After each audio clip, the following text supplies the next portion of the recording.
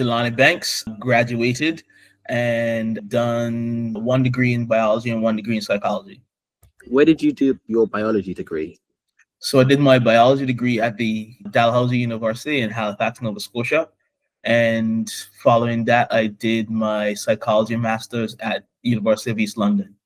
So if we focus at the University of East London, what year did you graduate? So I graduated from the University of East London in 2015. And just a quick overview, what was it like going to study that course? So I took a year between my undergrad and my master's, and I kind of was focusing on more higher level of learning at that point. So it was kind of focused. It was 1 year master's degree. So the students in it were not your typical students. They were people who maybe were a little more established, or they were just coming from an undergrad degree like myself. And so it was a different vibe. But I felt like it did maintain that student-esque feel like at uni, because there were still people just willing to learn as you find everything, but then also just willing to socialize and get involved with the things that were going on with each other. Yeah. If you had to describe the best and worst experiences you had at the University of East London, what would they be? Starting off with the worst. The worst experience with the University of East London. I would have to say dissertation, like that, coming up to the crunch time, down to the wire, just that whole experience, nerve-wracking, realizing that I should have started way before, doing things that I needed to, that I should have done before, and just kind of figuring out what I need to do. So like that last month or so was just like really stressful. And the best thing? The best thing I would say, the people I met. It was, like I said, it was a conversion course. Actually, I didn't say that, but it was a conversion course. So there were a lot of people from way different walks of life. There were people who came in from year-long careers, decades-long careers, people who just decided, I want to do this as a whim. And there were people who just had like all this like incredible wealth of experience in different aspects of different things. And so being in those rooms and learning from everybody else was just as important as learning from the professors, because everybody had a different viewpoint for everything else, So where somebody would interpret a text in one way, somebody would have a completely different way to interpret it just based on their own life experiences. So, like you said, the people, the different of perspectives. And then, so that means after you graduated, if we start going into that category, what was that like going from being in a graduation, people-rich environment where everyone got a different perspective to working in your first year? Working after that, it was, I'd say it's different because, entering a place where actually there's similarities in it, but like overall there's a difference, because you're coming into an area where not everybody else has the same experiences as you. In fact, when you're going to the world of work, you probably will be the only person who is having your experience at that point in time, because unless you come in with a new cohort of employees, of hires, then you're kind of experiencing everything while everybody else is already working on something else, So my first job at university, master's, I'd say, was as special education needs assistant in a secondary school. I was fortunate enough to have about 3 or 4 other young graduates who are with me who are doing the job. So that kind of camaraderie kind of transferred over. But I feel like when a lot of young graduates move on, they are looking for people to connect with, because they just come to the uni and they want that, like, somebody to talk to between tasks, someone to kind of identify with. So like I feel like that is the hardest part of going from university into work. And to go from that, if you say before you were going to leave university, to prevent those issues, those skill issues, those different issues, those kind of, let's say, clash conflicts, what could you have done before you graduated to try and better put yourself in a position to avoid those?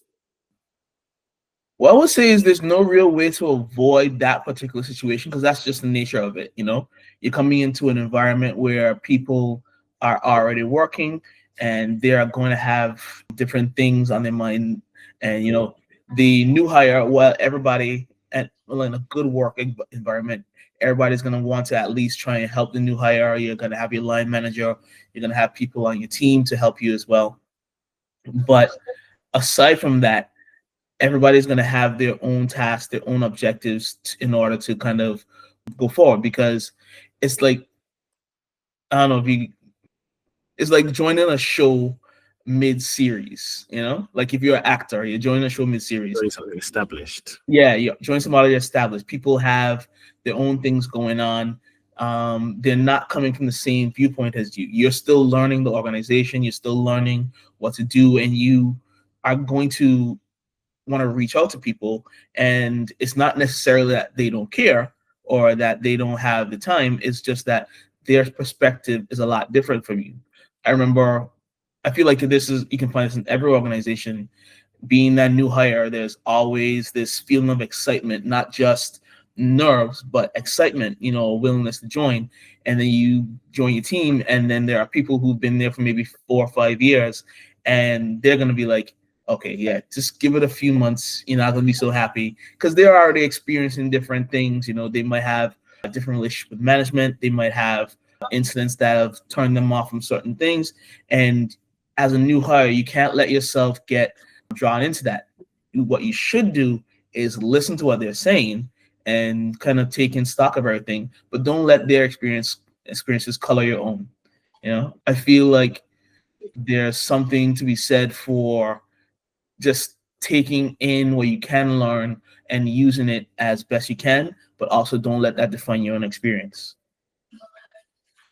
If there was a student who has graduated, they've got into their first job and they're getting into that kind of not conflict but learning curve, how do they navigate, other than obviously you explain how it's something you're going to have to deal with? It's a different, because obviously there's someone who's more experienced, they're always going to have a different experience, a different perspective.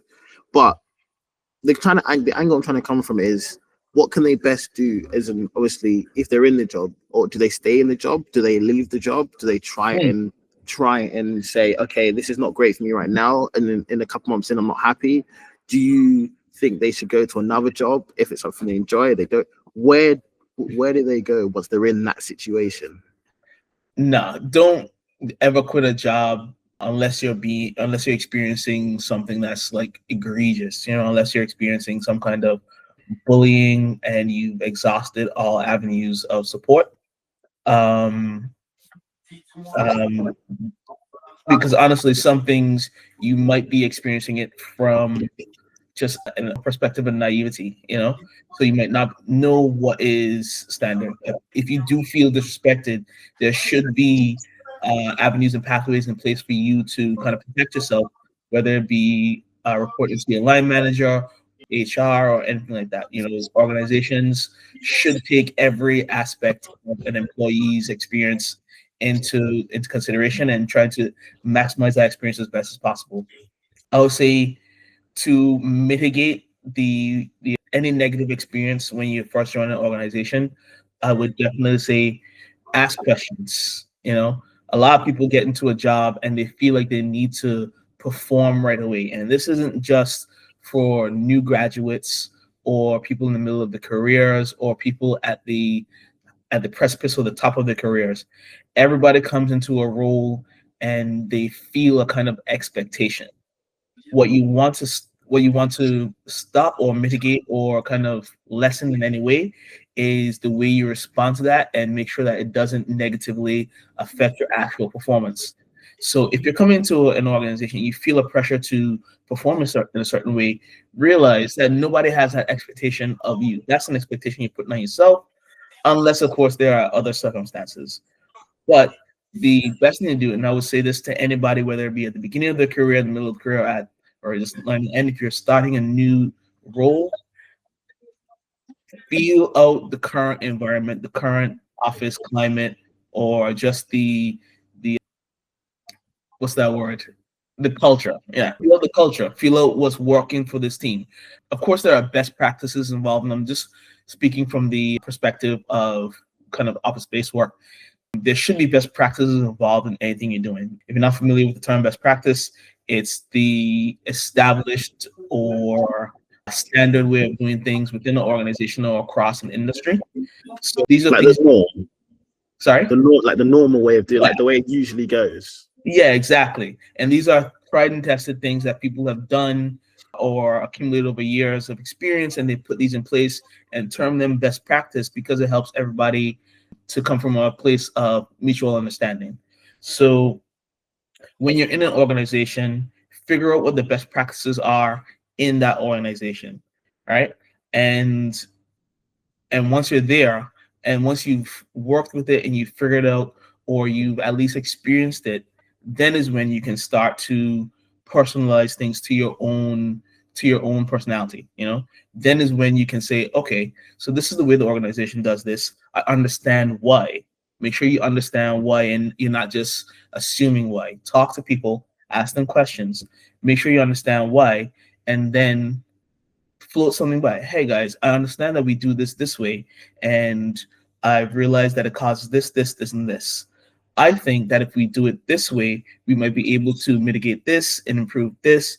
And if there's any kind of setbacks from this way, it's worth it to find out.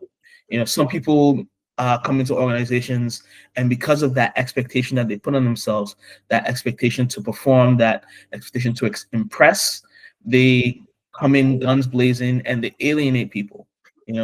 Suppose you were in an organization for 3 years, and I join and I feel, because I know better, because I've done this and this in my career, I know better than you.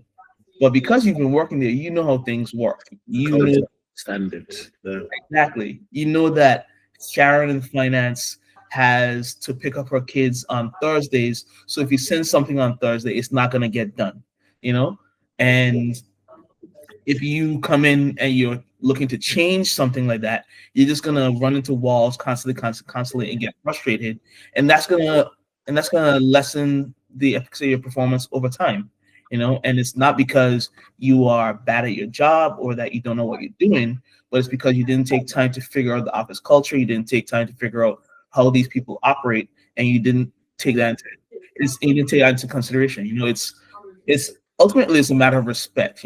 Respecting the people that you're coming to work with.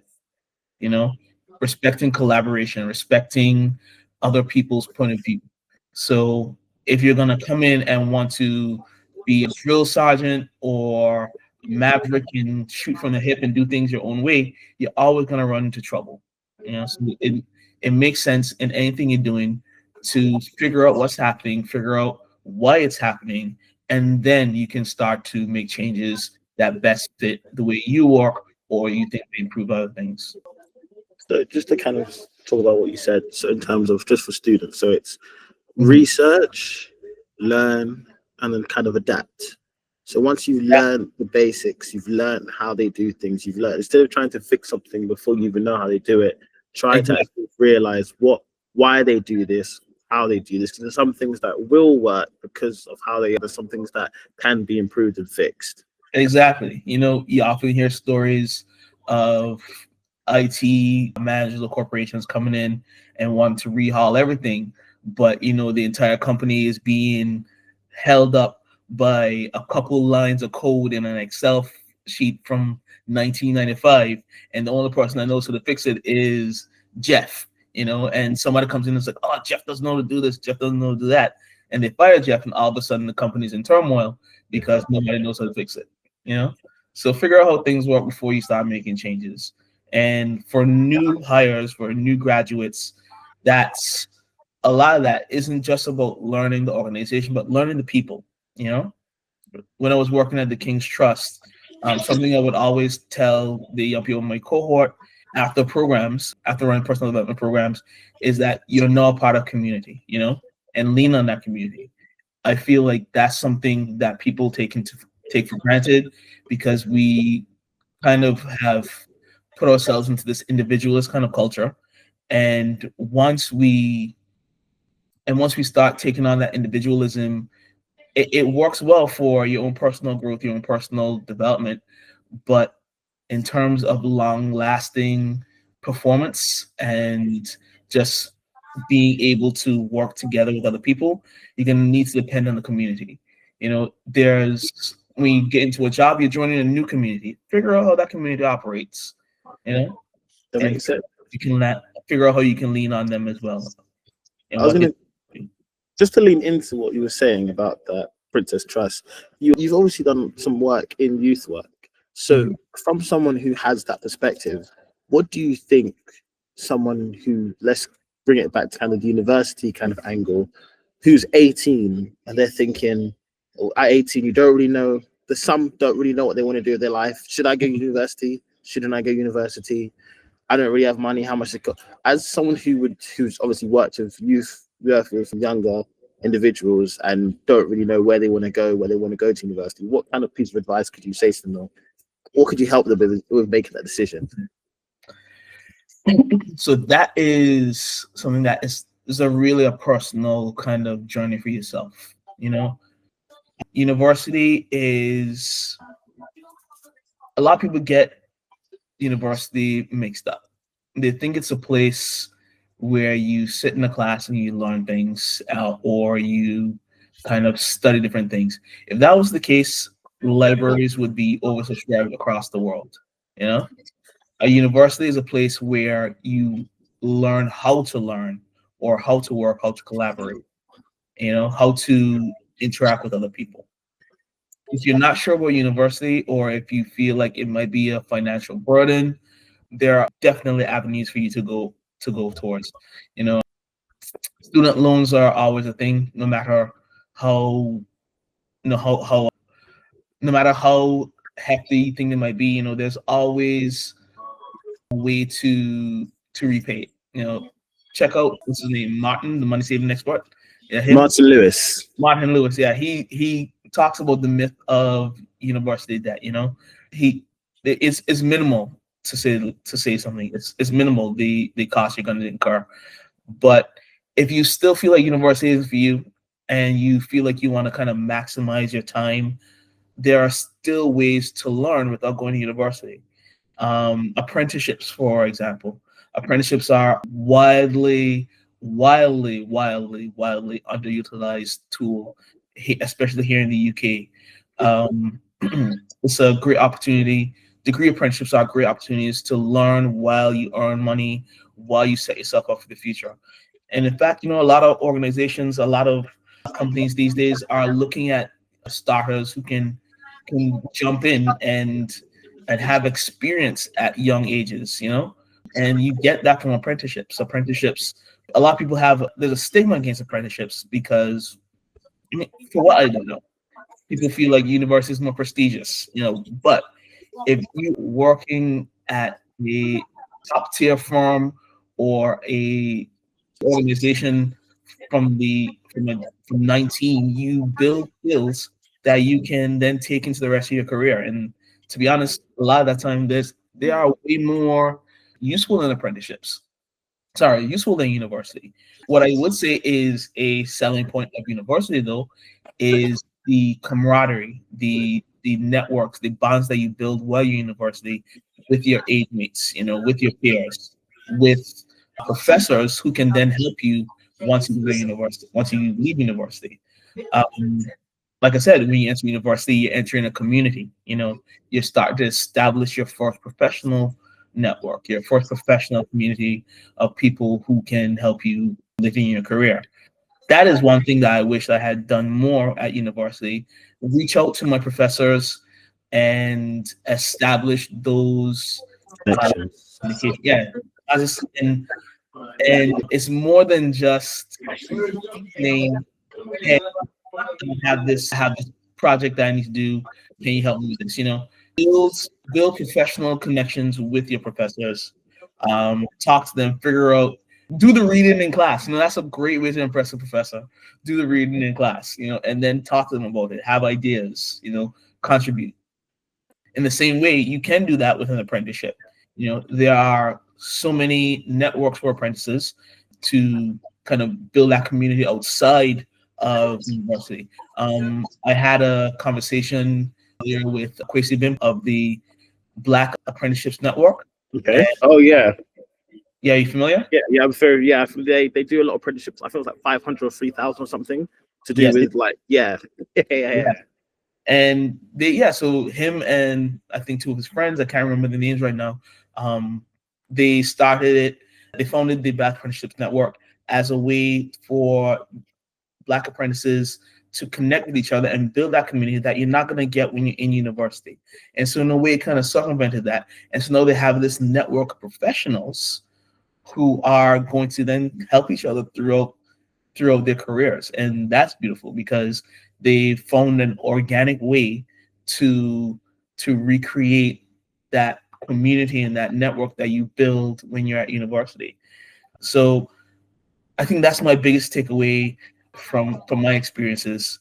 Build networks, build them early and build them strong, and networks they aren't just about professional connections, Of course, be professional, make sure that you're treating everybody with respect, but also there's a personal element to it. You don't just, when you're building these connections, you're not just building a business alliance. Communication, you're actually building a friendship or like Exactly, a relationship.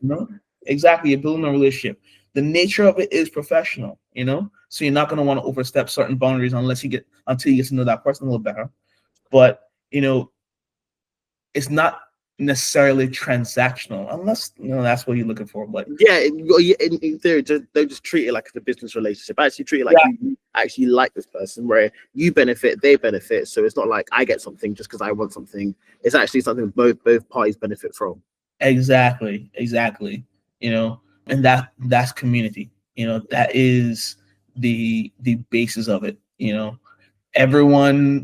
No one can survive without community. I mean, maybe some people can, but I feel like it's way easier, way more beneficial, way more enjoyable to build a life and a career on community. And just to kind of finalize, I want to. So this is a little thing I've added near the end. It's called overrated, underrated.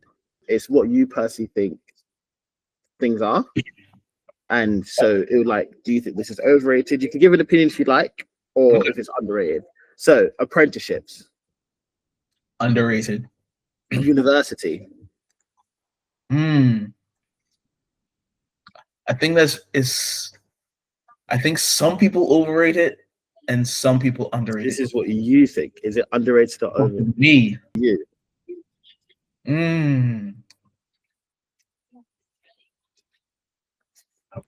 Underrated because people don't use it right. Underrated. And societies. Like underrated. University societies. Yep. Like when you're at university, like the football society or the game society. Yeah, underrated, man. Underrated. Cooking at uni. Underrated. Yeah. Graduating. Overrated. A lot of people put a lot of stock into graduating. I wouldn't say don't graduate. Definitely graduate. Definitely graduate. Definitely graduate. But it's not the end of the world if you don't. Studying in London. Ooh.